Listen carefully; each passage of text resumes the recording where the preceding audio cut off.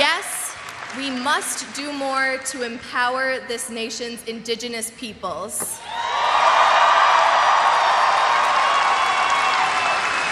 He continues to fight for differently abled people's equality. Yeah. He advocates for investing in clean, sustainable energy. He believes that we can find strength in diplomacy and that we must take our democracy back from the billionaire class.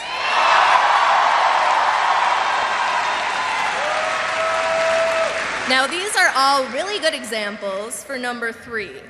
Tell the audience why the speaker is important to them. I know from canvassing in Wisconsin and neighboring states that everyone in this room has their own reason to support the senator. Yeah. I met a man in Iowa who caucused for Bernie so his granddaughter would have a chance to go to college. 2 women in Minnesota told me they were supporting him because he was fighting for their right to marry each other since before they were born.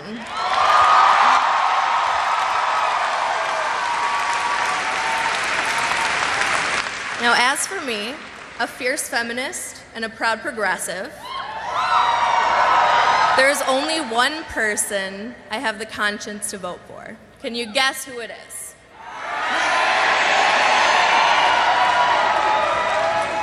Well, that's great, because we've arrived at number 4, which is bring your talk to a close. I am honored that everyone is here today listening to me, first of all. I want to thank you for your patience and remind you that if we all work hard enough, get out the vote, and volunteer at our local campaign offices, the next president of the United States will be Senator Bernie Sanders.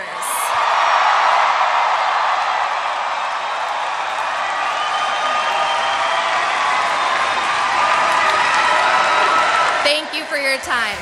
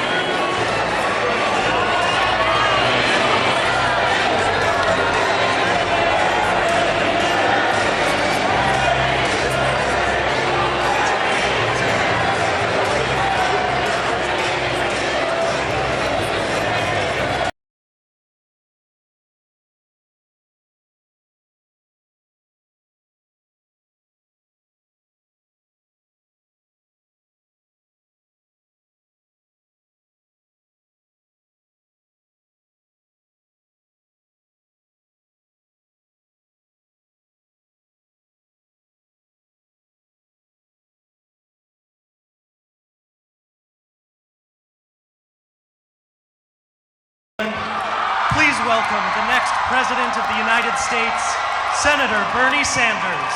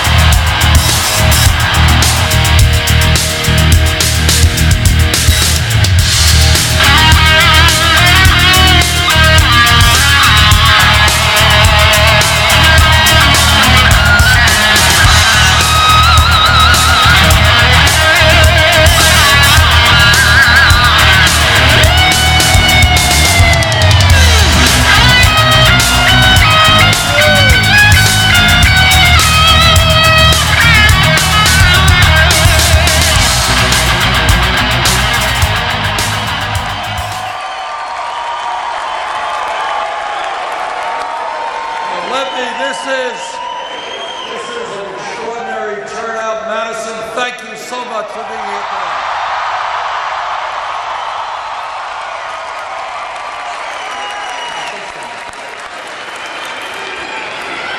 Let me begin by thanking the people of Alaska for giving us a resounding victory tonight.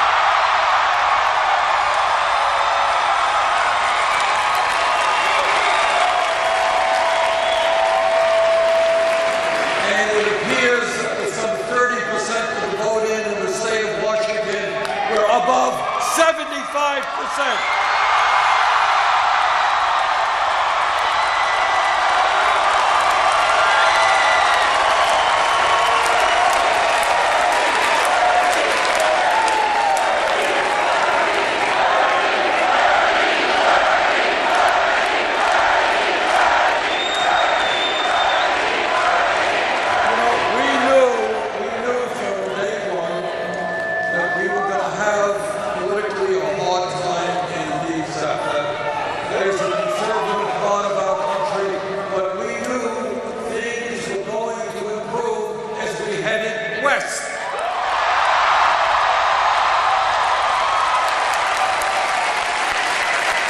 Last week, we won Utah with 78% of the vote.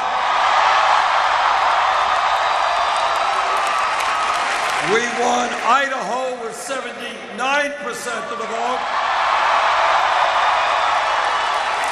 And we won Democrats abroad with 67% of the vote.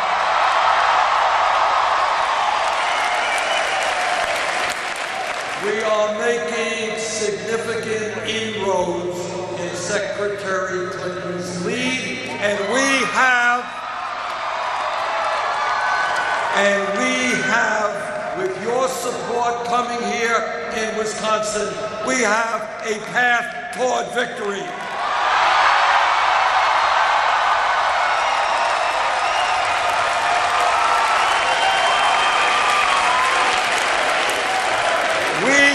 I think it is hard for anybody to deny that our campaign has the momentum. You are the momentum. Look around you tonight.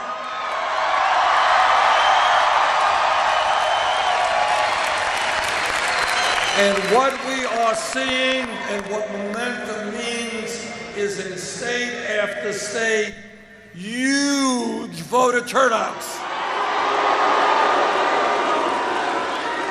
And that is how we win, when working people and young people, when people who have given up on the political process get back in and demand a government that represents all of us, not the 1%. That's how we win.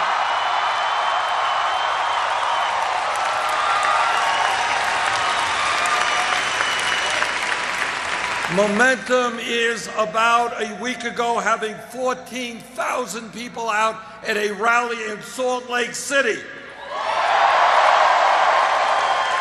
And 15,000 out in Seattle, Washington last night. Momentum and energy is about, at this point in our campaign, having rallies and town meetings that have brought out almost 1 million Americans.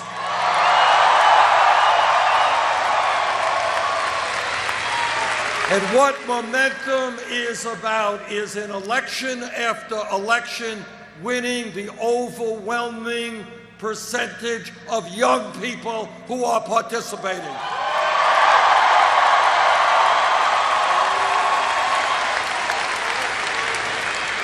And by young, I don't mean just the very young. The older you get, the younger the age appears. And I'm talking about winning by sizable margins, people 45 years of age or younger, the future of America.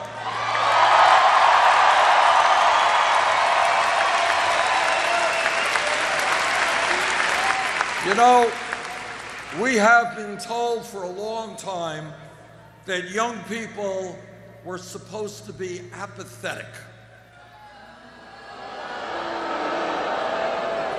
That young people were not interested in shaping the future of our nation. Well, that is not what we are seeing in this campaign.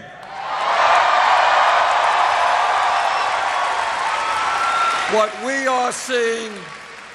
are seeing is that the young people of this country who love this country so much want to make it a better country.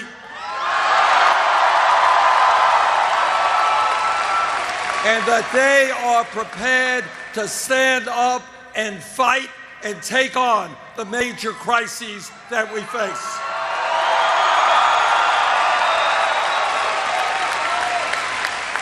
They want an economy that works for all of us, not just wealthy campaign contributors.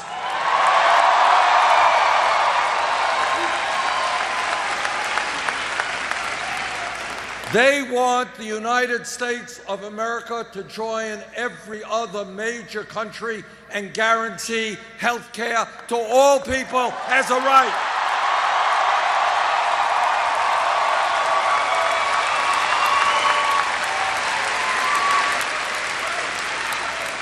Like almost everyone in our country, conservative, progressive, Republican, Democrat, they are embarrassed by a corrupt campaign finance system that allows billionaires to buy elections.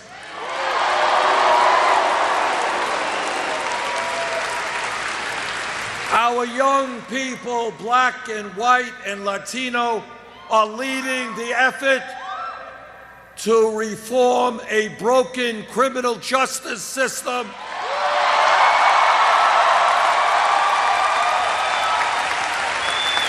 They know, and all of us know, that there is something wrong in America when we have more people in jail than any other country on earth.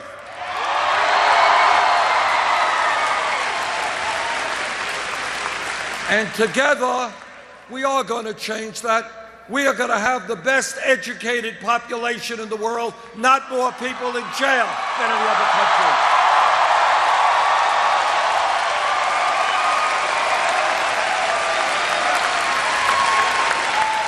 And the young people of this country are leading the effort in demanding that we transform our energy system and combat climate change.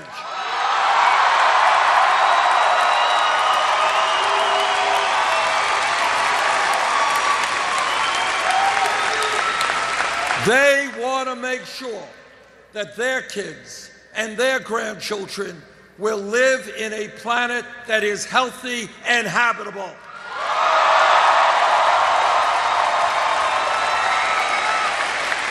And they are showing every day that they have the guts to take on the fossil fuel industry, who are more concerned about short-term profits than the future of this planet.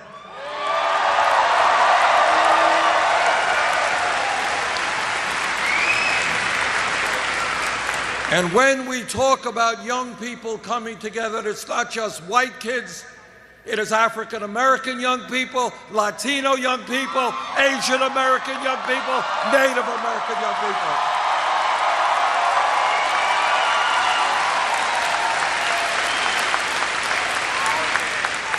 This is what momentum is. When we began this campaign, we were at 3 or 4% in the polls, 60 points behind Secretary Clinton. The other day, the latest poll that I have seen has us 1 point up.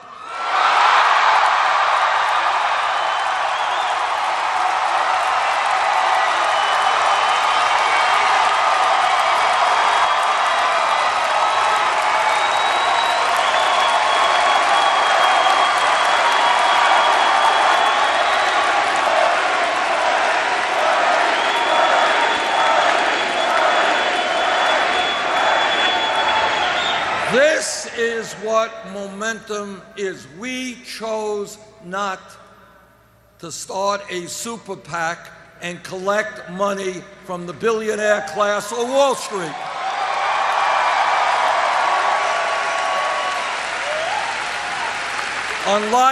Unlike Secretary Clinton, we have done it in a very different way. We have now raised almost 6 million individual campaign contributions.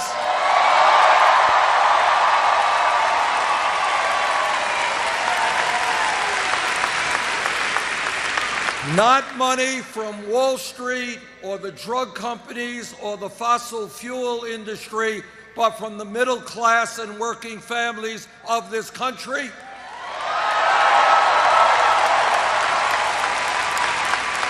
Our average contribution is $27.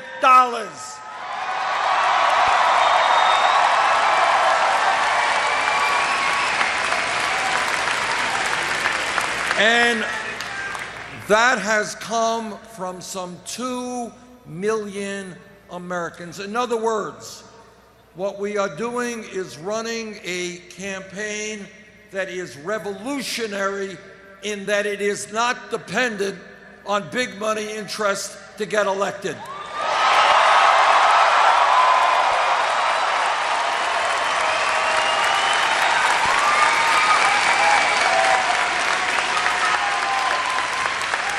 This is what momentum is. In poll after poll, including a recent CNN poll, we have been beating Donald Trump by double digits.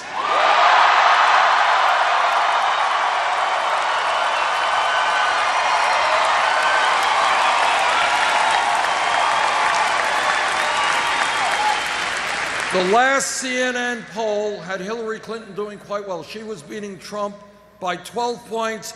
We were beating him by 20 points.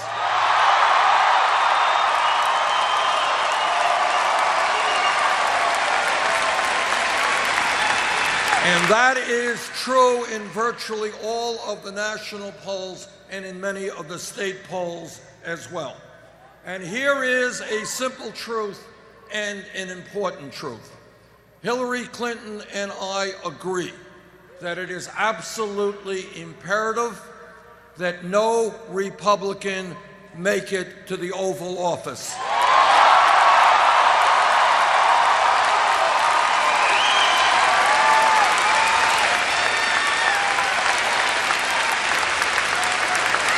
But where we do not agree is, I think the evidence is quite clear, not only in terms of the polling that we have seen, polls go up and down, but one of our campaigns has created an enormous amount of enthusiasm and energy, which will lead to a large voter turnout in November. That campaign is our campaign.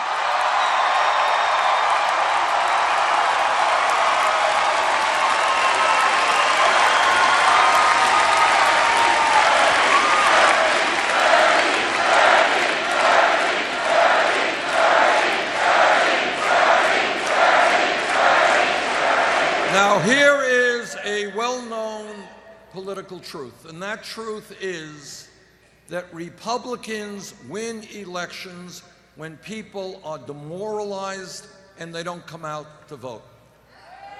Progressives and Democrats win elections when working people and young people and seniors and veterans stand up, fight back, and come out to vote.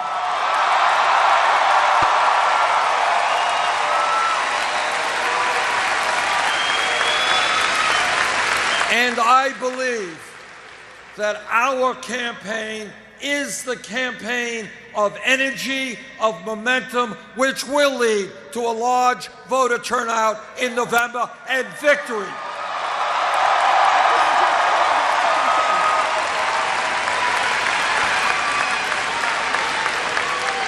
All right, are you ready for a news alert?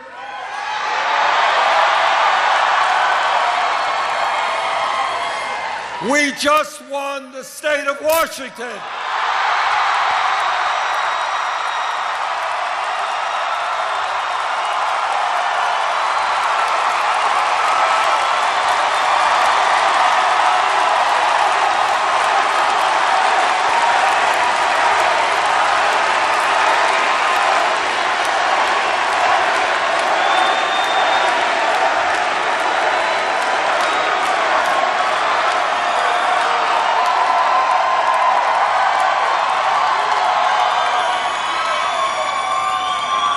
That is what momentum is about.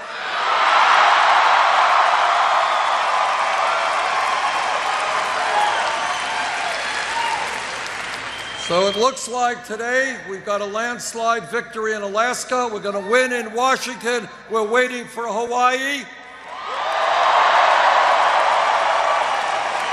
And then, with your help, we're going to win right here in Wisconsin.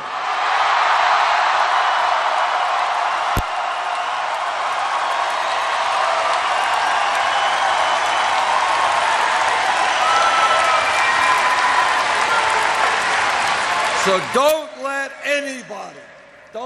anybody tell you we can't win the nomination or win the general election. We're going to do both of those things.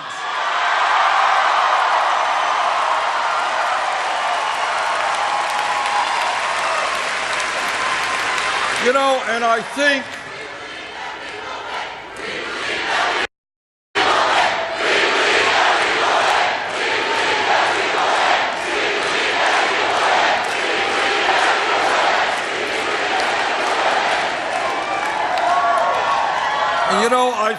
the reason that this campaign is doing so well is that we are doing something very unusual in American politics. Now, I know my Republican candidates think that what elections are about are attacking each other's wives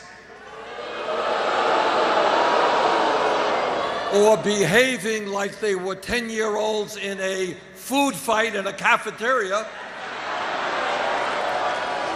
And these Republicans, let me tell you, are not just an embarrassment for the American people, they are an embarrassment for sane Republicans.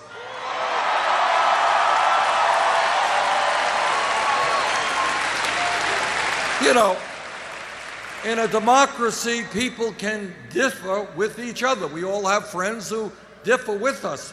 But the conduct of this Republican process is literally beyond belief. Can you imagine, with all of the crises that this country faces, a disappearing middle class, income and wealth inequality, all of the other problems, what they are spending their time on are attacking each other's wives? How crazy is that?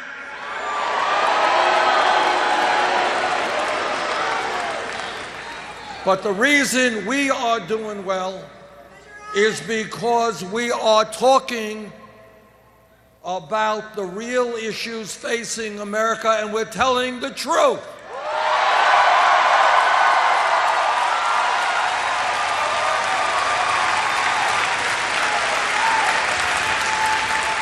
And here is the truth. The truth is that no president, not Bernie Sanders or anybody else, can do it alone. We need a political revolution.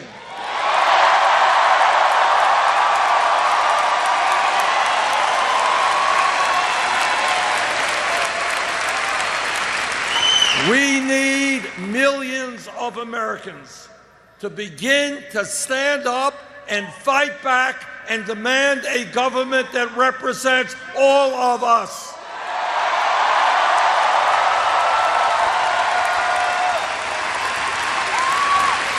Whether you are a conservative Republican or a progressive, nobody believes that we should have a campaign finance system which allows billionaires to buy elections.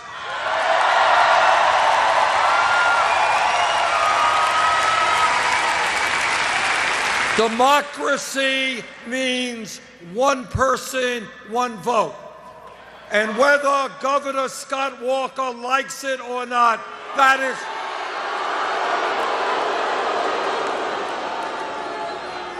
is exactly what we are going to bring to every state in this country, including Wisconsin.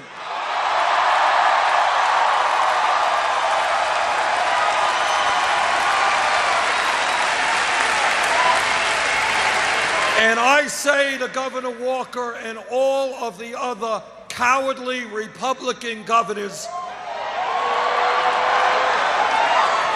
if you cannot win or participate in a free and fair election where everybody votes, get out of politics, get a new job.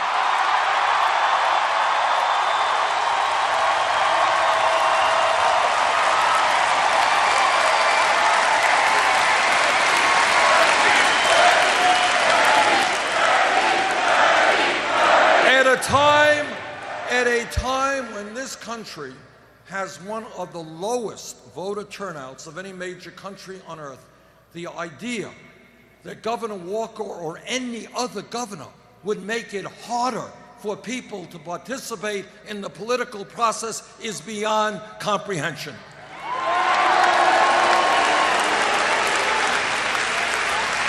And together, not only are we going to overturn this disastrous Citizens United Supreme Court decision,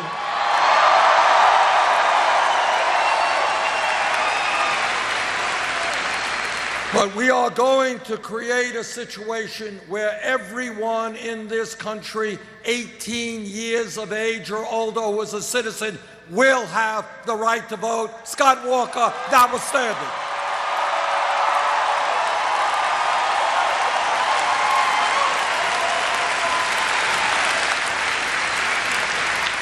When we have nationally a situation where the Koch brothers and a handful of other billionaires are...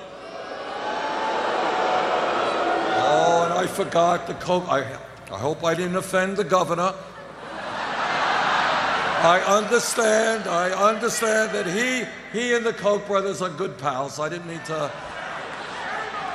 But when you have the Koch brothers and a handful of billionaires prepared to spend $900 million in this election cycle, that, my friends, is not democracy. That is oligarchy, and we will change that.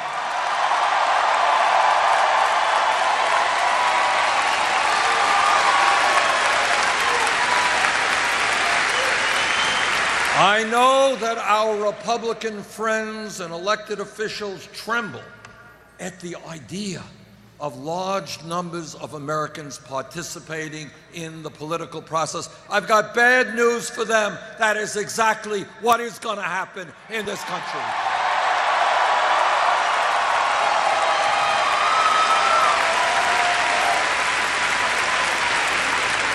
But when we together have the courage to take a hard look at the real crises that we face, it is not only a corrupt campaign finance system, it is a rigged economy.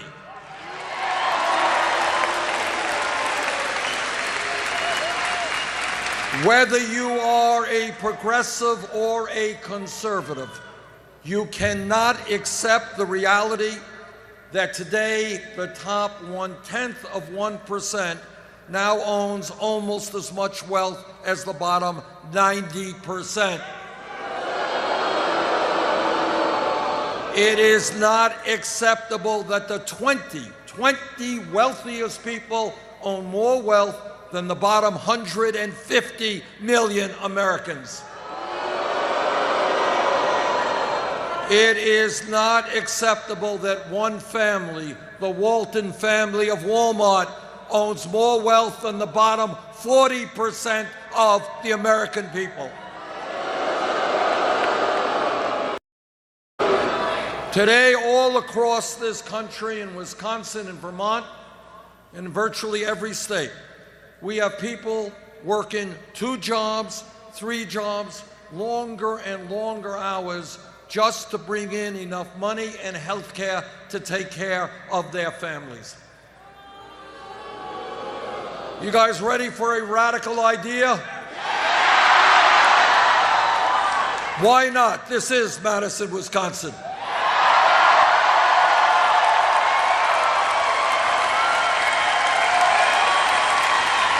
So here is the radical idea, which really isn't so radical after all, and that is we have got to create an economy that works for all of us, not the 1%.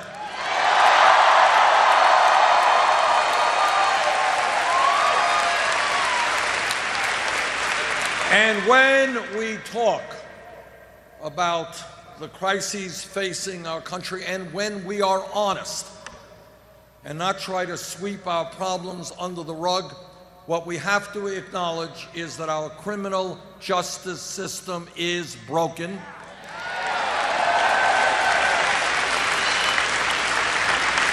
What this campaign is about is getting people to think outside of the box, outside of the status quo. The status quo today is not a status quo that has to go on year after year after year. We can change it.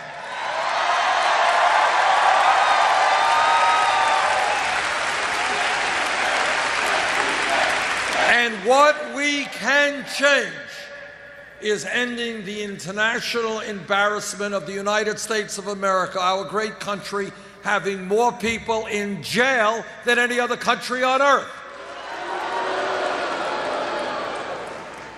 We are going to get to the cause of why we have 2.2 million people in jail, why we're spending $80 billion a year locking them up. And one of the reasons is that youth unemployment in this country is outrageously high.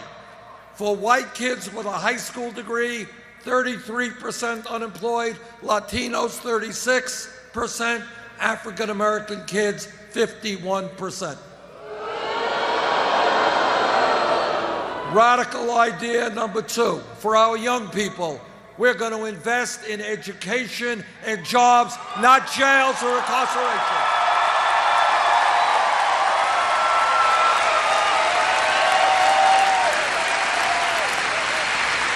It costs less money to send a kid to the University of Wisconsin than to lock them up. Let's do that.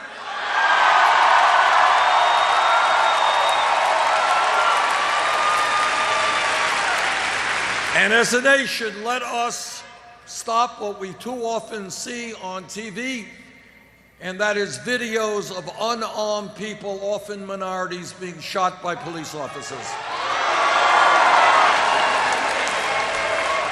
Now, I've been a mayor for 8 years in Burlington, Vermont. I've worked with police officers all over this country. Vast majority of police officers are honest and hardworking and trying to do a very difficult job.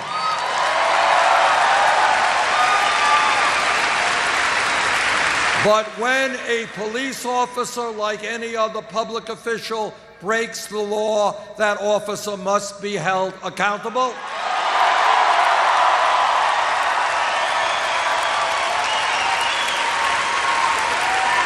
We have got to demilitarize local police departments.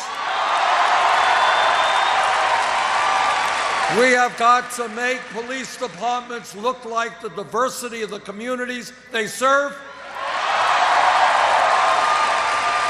We have got to rethink the war on drugs.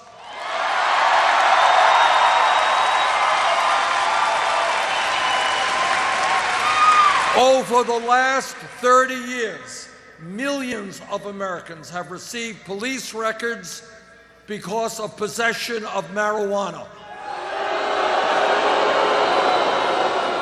And lives have been ruined as a result. You go into a job and your prospective employer says, well, do you have a police record? Well, yeah, I do. Well, you're not going to get the job.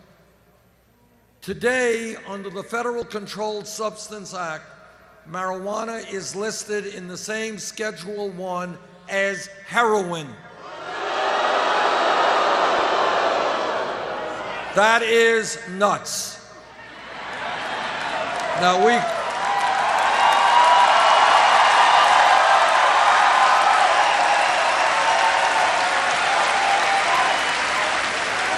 people can argue, although I suspect in this audience there may not be much of an argument, about the pluses and minuses of marijuana, but everybody knows marijuana is not a killer drug like heroin.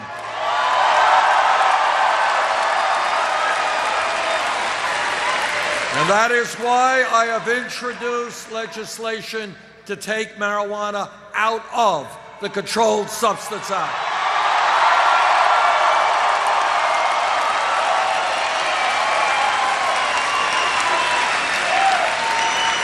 It is a decision of a state, as you all know, whether they make marijuana legal or not, but it should not be a federal crime.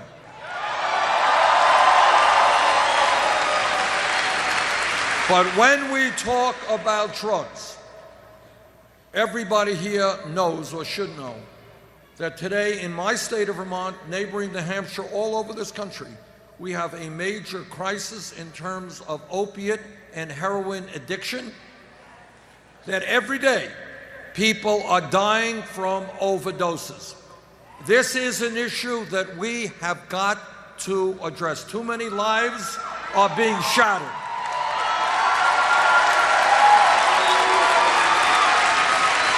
And the first way to address that issue is to understand that substance abuse and addiction is a health issue, not a criminal issue.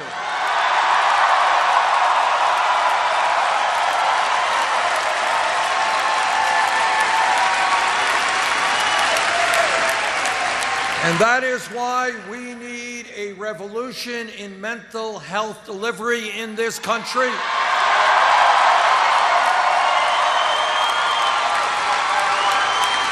And it's not just substance abuse. It is the fact that tragically in America today there are thousands of people walking our streets who are suicidal, who are homicidal, who need treatment today, not 6 months from now.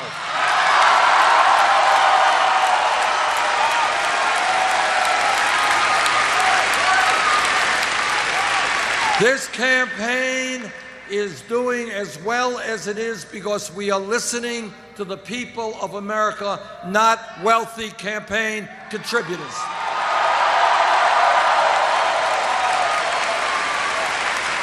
We are listening to working people, and they tell me they can't make it on $8 or $9 an hour. And that is why together we're going to raise the minimum wage to a living wage, $15 an hour.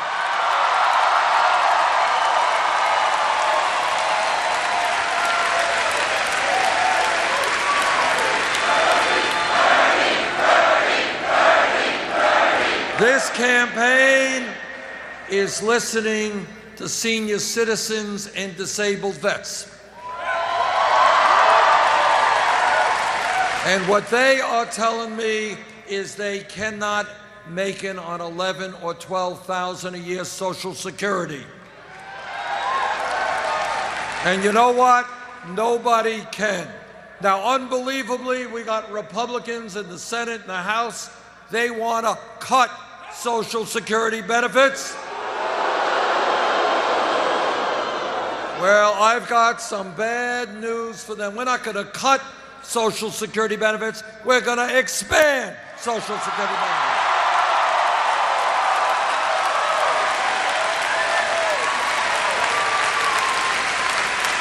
This campaign is listening to women.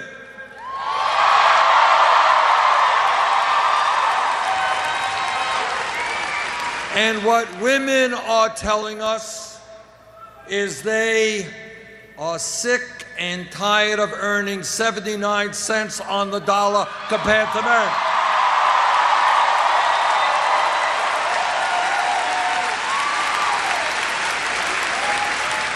And I know that every man here tonight will stand with the women in the fight for pay equity for women workers.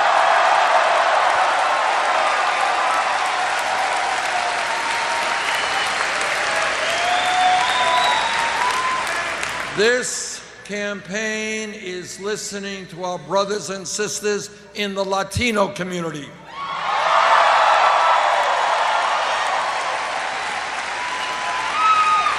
There are 11 million undocumented people in this country, and what our Latino brothers and sisters are saying is they are tired of living in the shadows, tired of living in fear, tired of being exploited. I want comprehensive immigration reform and a path towards citizenship.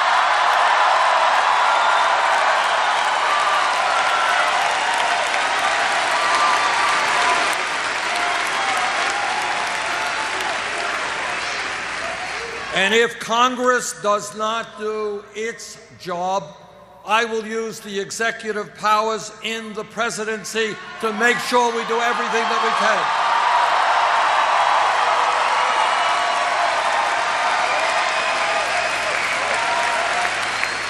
Our immigration policy must be about bringing people together, not dividing up families.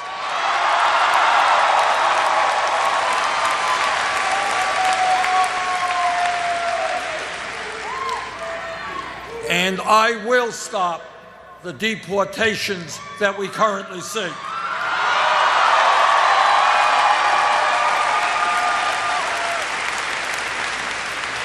This campaign is listening to our brothers and sisters in the African American community.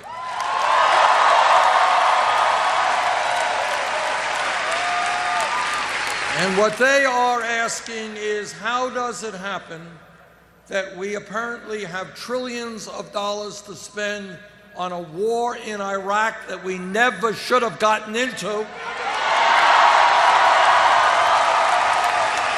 a war which I vigorously opposed,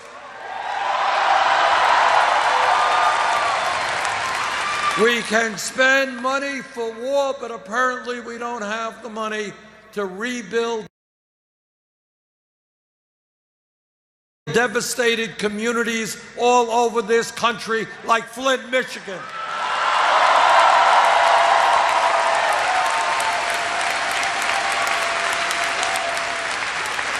I was in Flint, Michigan a number of weeks ago, and what I saw there, I honestly could not believe was happening in the United States of America in the year 2016. Children being poisoned with excessive lead in the water. But it's not just Flint. It is cities and communities all over this country where water systems are inadequate, wastewater plants falling apart, roads, bridges, levees, dams, rail system. We need to rebuild our crumbling infrastructure. We can create millions of jobs doing that.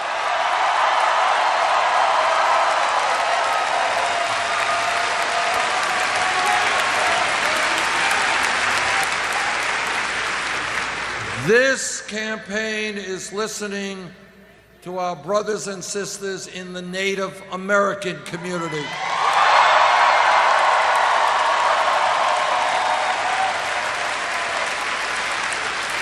And I've had the privilege, as I traveled this country, to meet with some wonderful, wonderful tribal leaders who are doing extraordinary things for their people. But everybody here knows, and again, this is a truth, it's an unpleasant truth, but it's a truth that we have to deal with.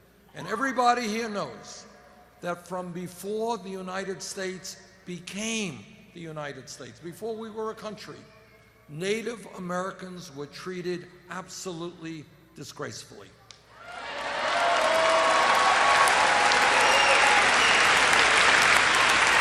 They were lied to, they were treated, and treaties that were negotiated in good faith were broken. We owe the Native American people more than we can ever repay them.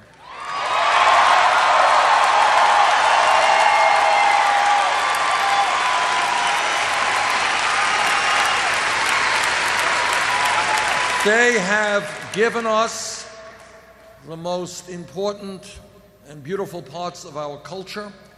They have taught us about the environment and the understanding that as human beings, we are part of nature. We cannot destroy nature.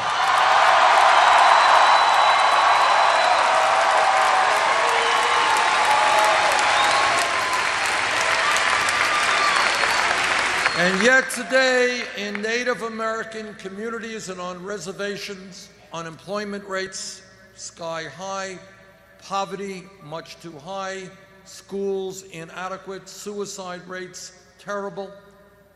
If elected president, we will fundamentally change our relationship to the Native American people.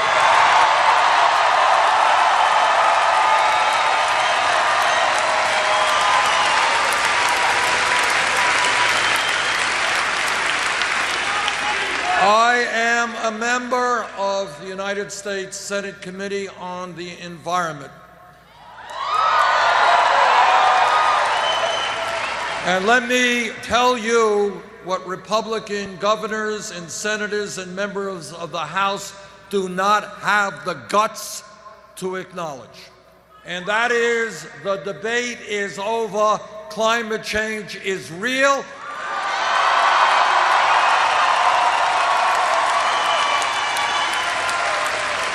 It is caused by human activity, and it is already doing devastating problems to our country and around the world. We have a moral responsibility to leave this planet in a way that is healthy and habitable for future generations.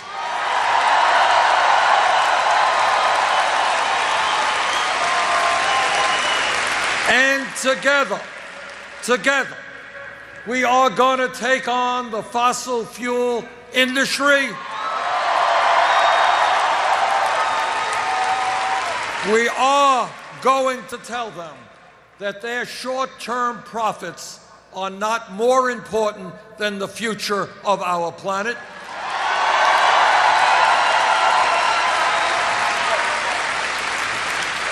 This campaign is listening to young people.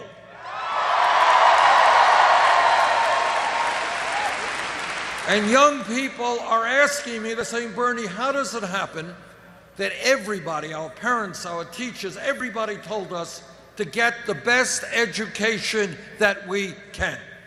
Everybody told us that we live in a competitive global economy. We need the best educated workforce in the world. And yet, when we did the right thing, when we got that education, we ended up $30,000, $50,000, $100,000 in debt. Here is another simple truth, and this campaign is about telling the truth. 50 years ago, you had a high school degree, you could go out in this economy and probably get yourself a damn good job at decent pay. 50 years ago. The world has changed, the economy has changed, technology has changed. Today, in many respects, a college degree is the equivalent of what a high school degree was 50 years ago. And that is why, when we look at public education today, it is not good enough to just have free schools, free public schools from first grade to 12th grade. In the year 2016, we need to make public colleges and universities tuition free.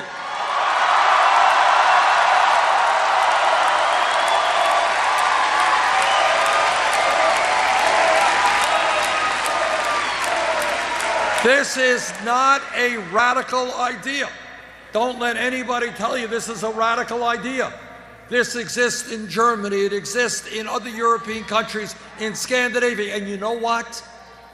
50 years ago, it existed in the United States of America, where our great universities and colleges were virtually tuition free. If we could do this 50 years ago, we could do it today.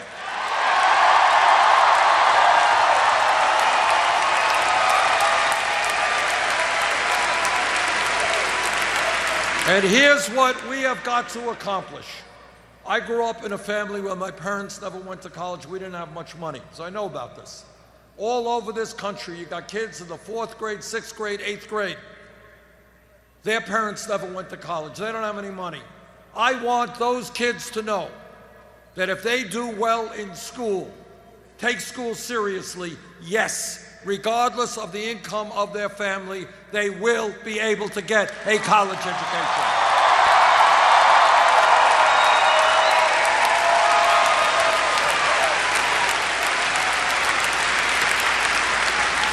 And in addition, we have got to significantly lower student debt in this country.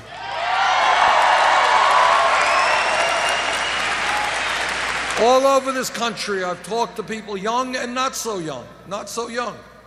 Talked to a woman in New Hampshire, she's paying off her own student debt and her daughter's student debt. Talked to a guy in Nevada, he's been paying off his student debt for 25 years. He's more in debt today than he was when he took it out. What we have got to do is allow people who have student debt to refinance that debt at the lowest interest rates they can find.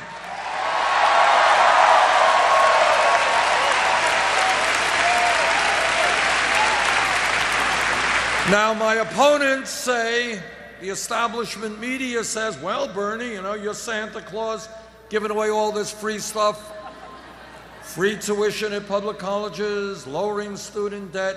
How are you going to pay for it? Well, let me tell you how we will pay for it. And this is why we got to think outside of the status quo of the options that the corporate media gives us.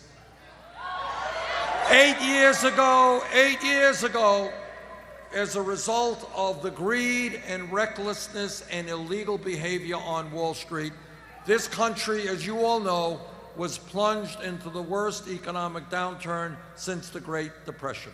Millions of people lost their homes, their lives, their life savings, and their jobs.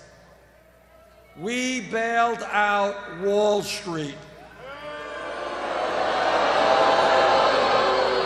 Well, I think now is the time to impose a tax on Wall Street speculation.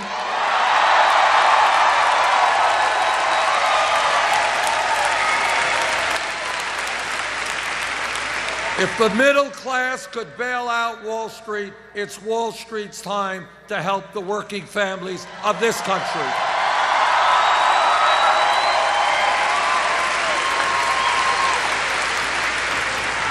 We've got Republican senators and governors, everybody else running all over the country talking about family values, how much they love families. I want everybody here to be clear about what Republicans mean when they talk about family values, and what that is that no woman in this vast room, in this state, in this country, should have the right to control her own body. I disagree.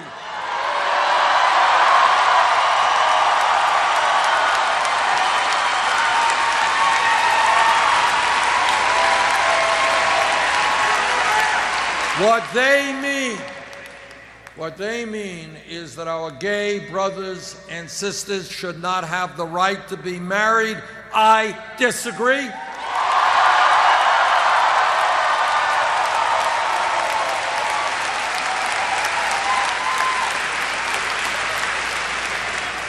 That is their family values. Jane and I have been married 27 years. Actually, my anniversary is coming up soon. Thank you for reminding me.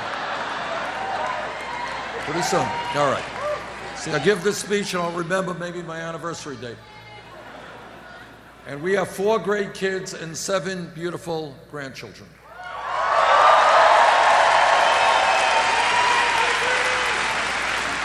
And there's nobody in the world who believes in family more than my wife. Me too, but she does more. But when we talk about family values, our values are very different than Republican family values. We talk about ending the international embarrassment of the United States being the only major country on earth not to guarantee paid family and medical leave.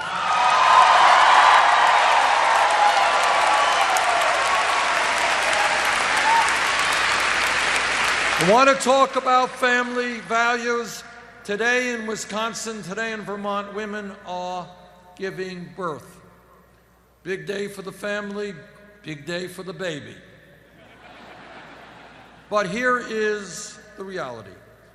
If that woman in Vermont or that woman in Wisconsin does not have a lot of money, she will, in a few weeks' time, be forced to separate herself from that newborn baby, go back to work in order to earn enough income to take care of her family. That is not a family value. That's the opposite of a family value, and that is why we will pass legislation in Congress guaranteeing 3 months paid family and medical leave.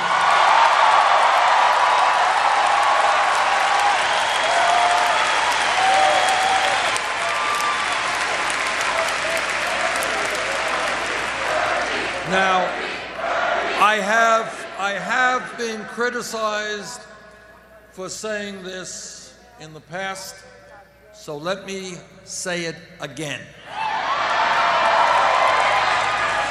In my view, health care is a right, not a privilege.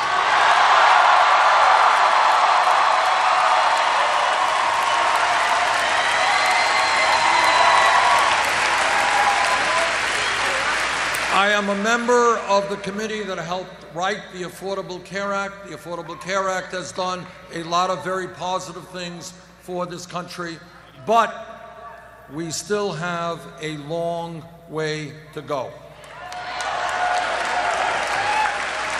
Today, we remain the only country in the industrialized world. Germany has health care for all, the UK, France, Scandinavia, Canada, Italy, you name it. Every country guarantees health care to all except the United States.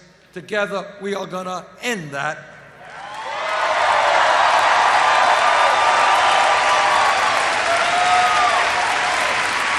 In America today, 29 million Americans have no health insurance.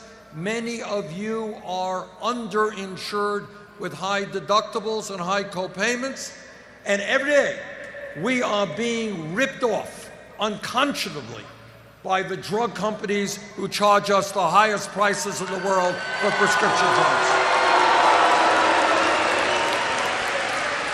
And on top of all of that, we end up paying far, far higher prices for prescription drugs than any other country on earth. If elected president, we will move forward to a Medicare for all single-payer health care system.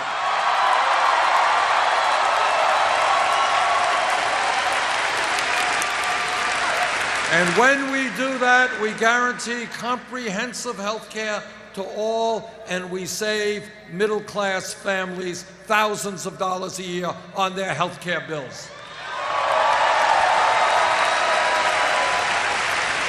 Now, my friends, everybody here knows that real change never takes place from the top on down. It is always from the bottom on up.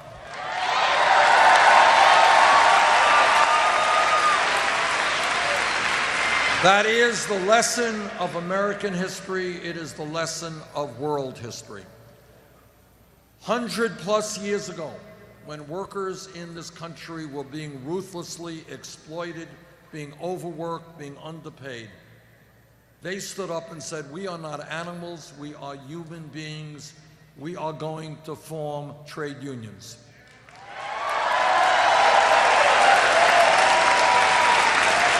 And we owe our brothers and sisters in the trade union movement, we owe them a whole lot for helping to create a 40-hour work week and helping to create the middle class of this country.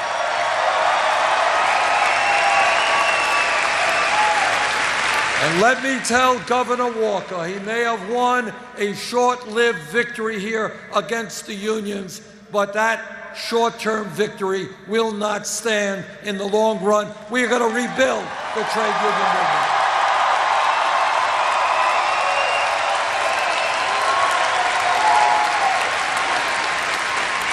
The history of the civil rights movement is about, over centuries, African Americans and their allies coming together to say that in this country, racism and segregation and bigotry will not stand. We are going to change that dynamic in American society.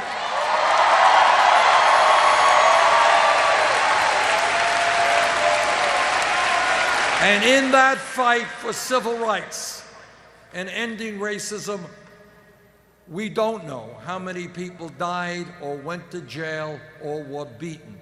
But that's how change comes about. 100 years ago, women in America, people forget this, 100 years ago, a very short time in a historical perspective, 100 years ago, women did not have the right to vote, to go to the schools they wanted, to do the work they wanted 100 years ago. But women and their male allies stood up, fought back, went to jail, went on hunger strikes, in some cases died.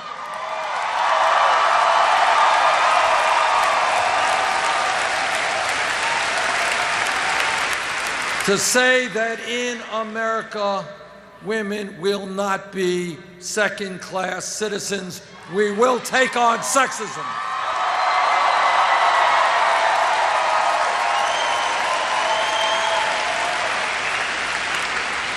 We were in this room 7 years ago, no time at all. Somebody jumps up and says, "You know, Bernie, I think that by the year 2015, gay marriage will be legal in 50 states in this country." The person next to him would have said, "What are you smoking? You are nuts." But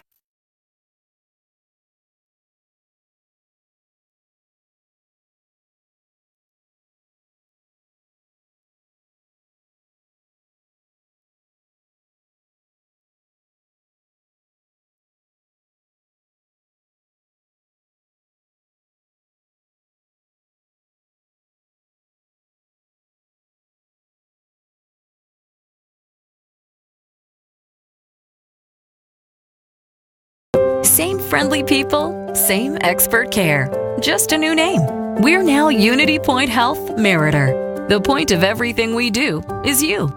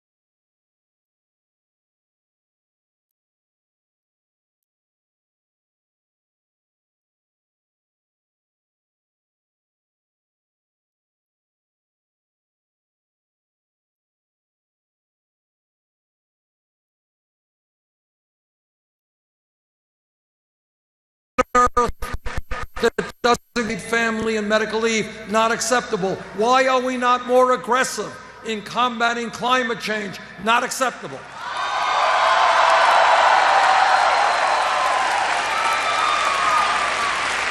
And people are looking all around and they're saying it is too late for establishment politics and establishment economics. And people are saying we need a political revolution where millions of people stand up, fight back, and create a government that works for all of us.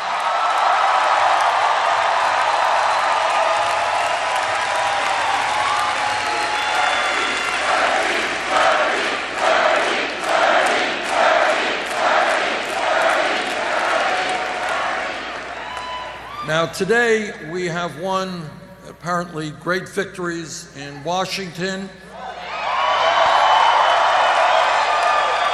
and in Alaska, and we don't know yet about Hawaii. Last week we won just huge victories in Idaho and in Utah. And now we are coming big time into Wisconsin.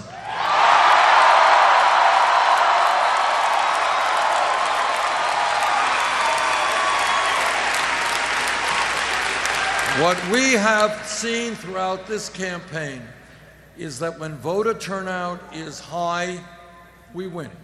When it is low, we lose. So right now I am requesting, I am hoping, I am asking people to help us in every way they can to make sure that we win here in Wisconsin. Thank you all very much.